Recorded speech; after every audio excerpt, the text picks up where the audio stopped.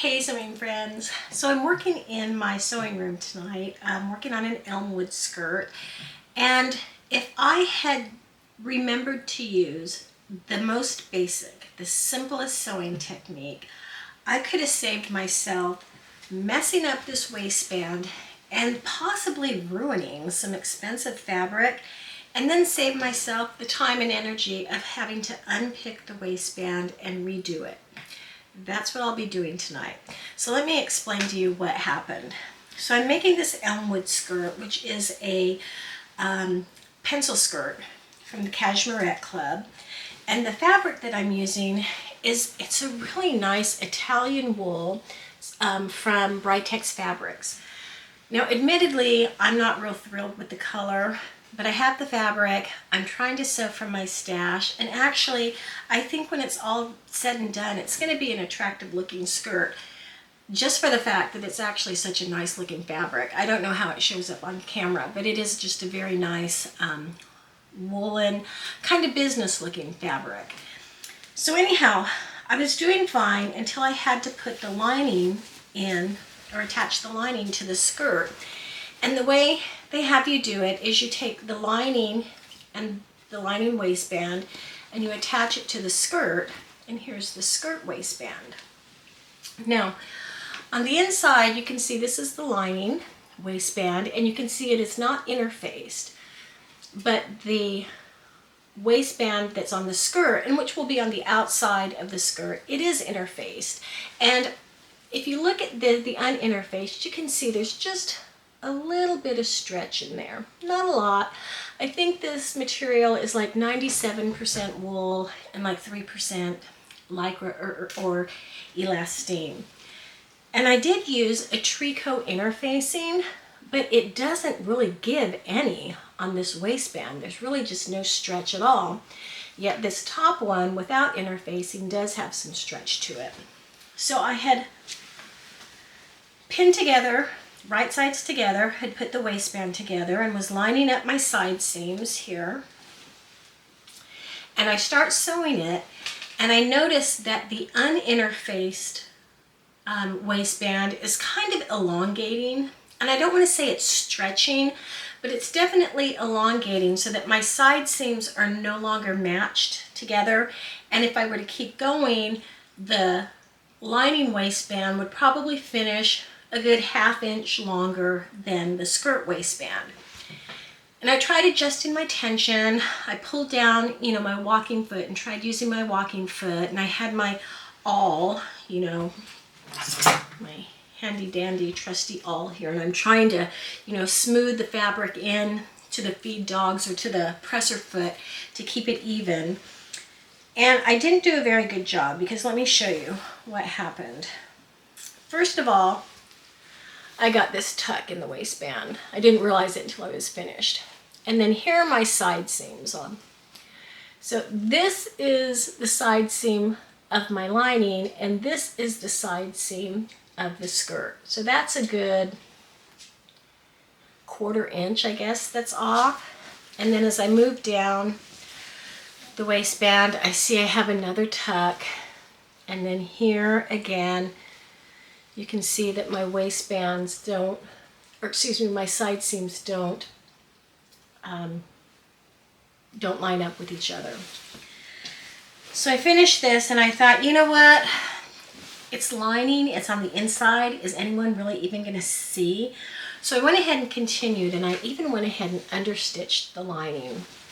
And I tried on the skirt, and it looked okay. I mean, it looked good. It looked fine. I actually, the bright side is that I think I might want to take in the side seams, maybe 1/8 of an inch on each side.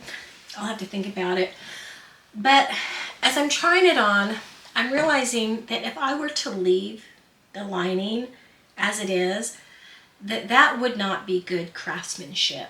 That would not be a job that I would be proud of, even though I don't think it affects the way the skirt hangs. Now maybe it does. Maybe when I fix it and I try it on again, I might like the way the skirt hangs just a little bit better.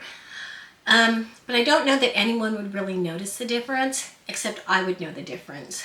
So as much as I don't want to, I'm going to go ahead and unpick it And here's what I should have done. And here's what I'm going to have to do. Excuse me, once I get the waistband and everything separated.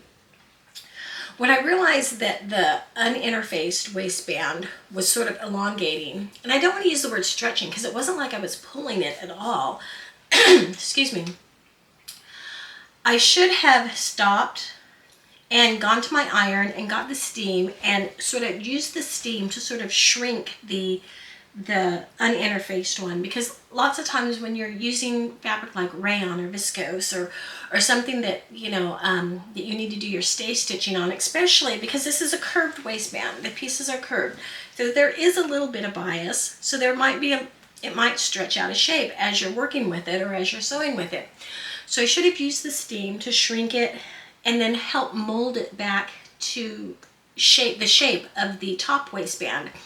And that's a very common technique. I know tailors use steam lots of times to sort of shape a lapel, to get it on a jacket, to use it to lay the way they want it to.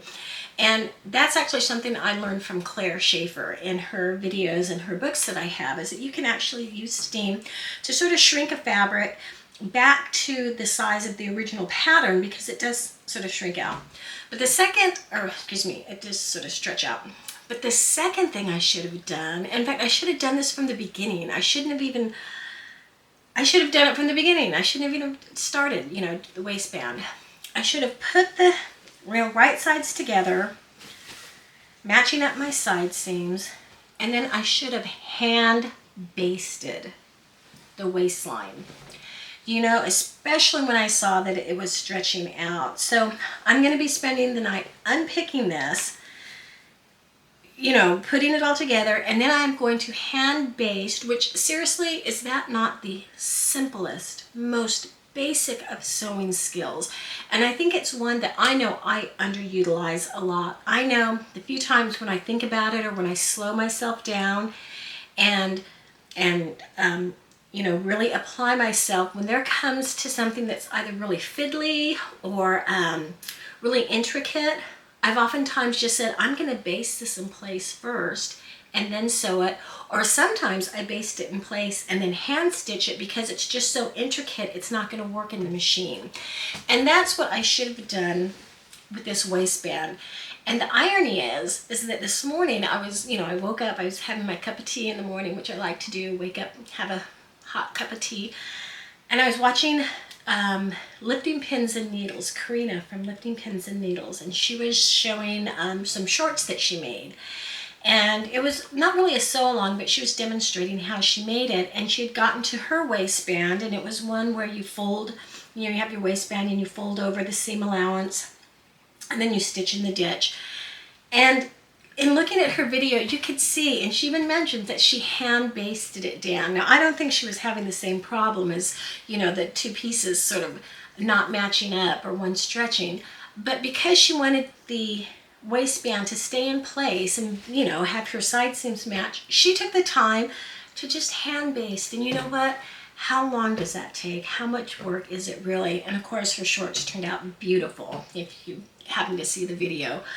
So that's what I'm going to be doing tonight. And I'm going to have to remind myself to slow down and to really take some of these, especially when I'm working with fabric that, well, for me, it was rather pricey. For some, it may not be that much, but for me, it was a rather expensive fabric. And I do want this to look like a really nice skirt. So another thing that I want to do too is I'm going to finish the Elmwood, and hopefully I can get it all unpicked and put back together. But then I'm also working on my pattern drafting, and I have been working on a sloper.